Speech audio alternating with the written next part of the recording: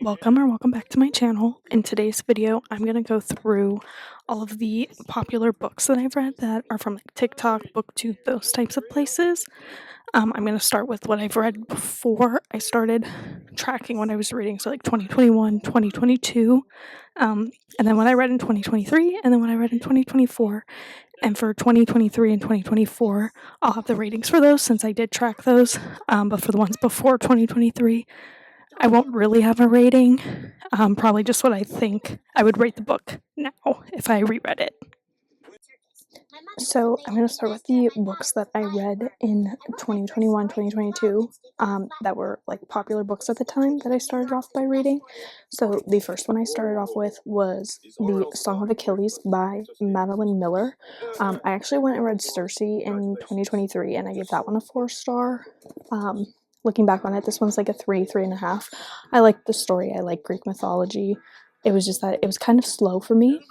And it took me a very long time to get through it, especially it being like one of the first books that I read to get back into reading. And then I read We Were Liars by E. Lockhart. I believe I read this at the end of 2021 on a Christmas break. I read it in 2 days. When I read it, I loved it. It was a 5-star at the time. Now looking back, it was probably more like a 4.5-star because it's not something that I think about all the time, like I do with most of my 5-star reads. And then this was either read in 2021 or 2022. I want to say I read it at the beginning to middle of 2022, and that's The Silent Patient by Alex Michaelides. At the time, I loved this book. I think I gave it a 5. I would have given it a 5 stars at the time. I think now it's more like a 4.75. Again, not something that I think about a lot, but this book definitely did what a lot of thrillers don't do for me, and that's give me like a plot twist that I don't see coming. So I really did enjoy that one. And then also in 2022, I read Family of Liars, which is the prequel to We Were Liars. And I liked this one less than I liked We Were Liars. So I think I would give this one like a 3.5, 4-star, but I still did enjoy it.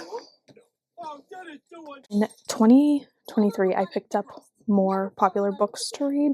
So one of the first ones I read after I read Circe was Beach Read, which was my first Emily Henry book. And I know in a previous video, I think when I was talking about Happy Place, I said I gave this a 3.5, but I actually gave it a 4.5 at the time.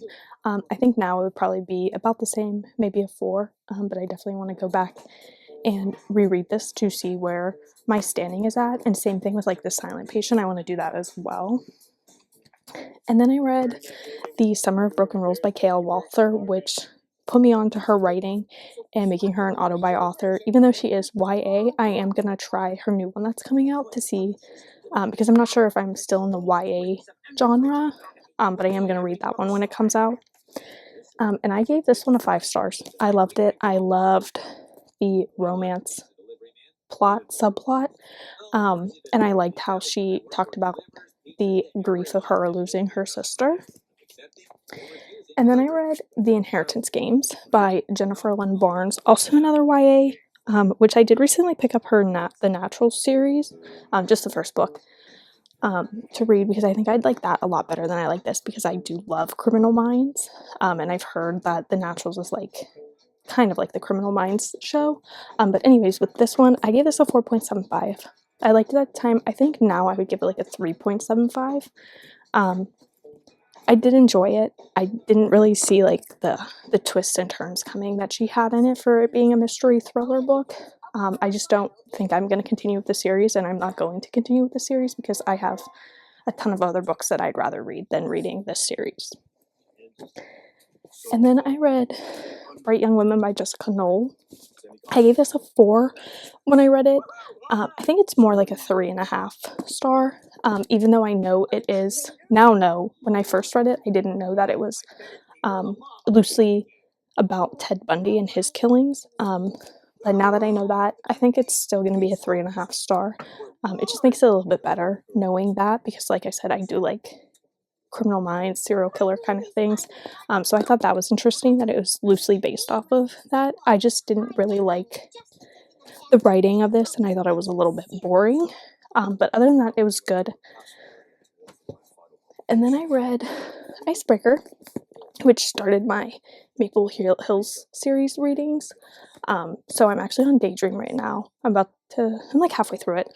So I'm going to finish that series this year. At least what's out of the series. I don't know if she's putting out more, but I did give this a 4.25. I only gave it a 4.25 because I didn't like Anastasia in the beginning. For the first, like, I want to say 100 pages, I didn't like her. I just didn't like her attitude.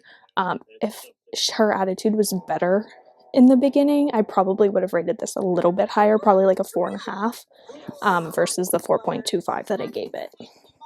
So I'd probably actually bump this down to a 4-star now, if I was to reread it.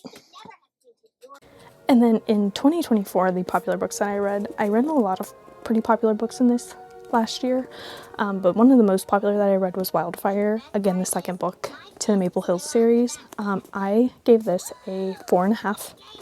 I liked this a whole heck of a lot more than I liked Icebreaker, and I liked that there wasn't a lot of spice in this one either, and I liked the characters a lot more, and I felt like I could relate to the characters a lot more than I related to the Icebreaker characters. And then I read The Do-Over by Lynn Painter, again another YA. I gave this a 3.5. Now it would probably be more like a 3-star. I did like the concept of Groundhog's Day, but I just, again, didn't really connect to the characters, didn't really vibe with it as much as I thought I was going to. So I gave that a 3.5. And then I read Before the Coffee Gets Cold, another 3.5 star. This one I also just didn't really vibe with. Again, I'm not a magical realism person trying to get into it. I did like the magical realism, but I just thought that the stories fell flat. Felt like the stories needed more to them. So that's why I gave that one a 3.5. And then I read If He Had Been With Me, which I gave this one also a 3.5. Another YA.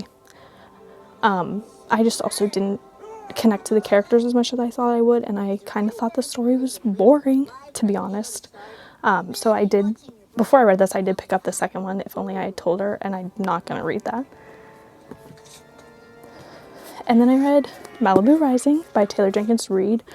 This was the first historical fiction I think that I've ever read.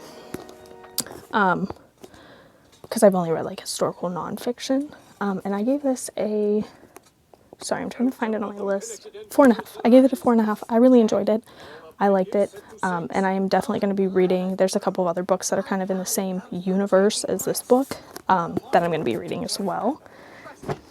And then I read Happy Place. And I gave this a 5-star. This was my second Emily Henry book. I absolutely loved this book. I adored the characters. I loved her writing in this. I loved the characters, everything about it. I just absolutely loved it, and I think about this book often. So often that I probably should reread it. And then I read a couple of new series in 2025, a couple of popular ones. The first one I read was the Magnolia Park series. I read every single book in this series in 2024. I said 2025, I meant 2024. The only book I didn't read was Into the Dark because I am still emotionally destroyed by The Long Way Home, and I cannot bring myself to read that one. But this is a 5-star series. Every single book in that series has been 5 stars for me. Absolutely love it. And then I read Done and Dusted, which is about a 4-star series for me, 4.5-star series. This is the highest rated one that I read. I gave this a 4.5. And then I gave Swift and Saddled, which I also read in 2024, a 4. A 4? I think I gave it a 4. Yeah, I gave it a 4. I actually think I gave this one... Oh no, I did give this one a 4.5. I gave Lost and Lasted a 4.25 because although I liked Gus and Teddy's story, I loved Luke and Emmy's story the most out of all of the stories. And I can't wait for Wild and Wrangled to come out. But this is a 4.5-star series for me. So, yeah. There was another popular book I read last year, The Only Survivors by Megan Miranda. And I saw a lot of people gave this one like a 3-star. I gave it a 3.5. I did like it. I also do just love the Outer Banks. But it just it also fell flat for me. I think the past timeline, what happened and how it ended, just did not give what I wanted it to give. I also don't know where I put this book, so I don't have it. So I'll insert a picture of the book cover. But I gave that one a 3.5 star just because I wasn't the biggest fan of it, and it did fall flat for me. And actually, I found two more that I read that were popular. So What Happens After Midnight by Kayla Walther, which I gave a 4.25. I did like it. Not my favorite from her, but I still did like it for what it was. And then In My Dreams I Hold a Knife, I gave that a 4.5 stars. I absolutely loved it. It did what The Silent Patient did for me. It did the same thing. I did not see the plot twist coming. I loved how she was writing, so I gave that one a 4.5 stars. And I think those were all of the popular books that I read between 2021 and 2024. So don't forget to like, comment, and subscribe.